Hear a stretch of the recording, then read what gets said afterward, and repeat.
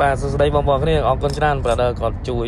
Nmanx RG 406 គាត់នេះអាប់ដេត Android គ្នាបាទអានេះអត់ចាញ់នឹង Pocket File ហ្មងគ្នាបាទហើយអ្វីដែលសំខាន់គាត់ថាយកតែ game PS2 ឯង game គាត់កំងដូចដឹងហ្នឹង game ជប៉ុនមានអីក្រៅពីអី Command Rider ឬមួយក៏អី Basara សើ game ជប៉ុនហ្នឹងគ្នាបាទ game ពីមុនហើយគាត់កំងហ្មងថាគាត់សួរខ្ញុំថាបើសិនជាដាក់ game ដែលគាត់ចង់បានហ្នឹងទាំងអស់ហ្នឹងមានអត់ដល់ពេលខ្ញុំមើលទៅម៉ែសិតតែ game ខ្ញុំមានទាំងអស់និយាយទៅអត់តែ game PS2 គឺខ្ញុំមានទាំងអស់ជូនមួយណាមួយដែលចង់បានគឺខ្ញុំមានទាំងអស់ណា game ហ្នឹងក៏ខ្ញុំមានដែរ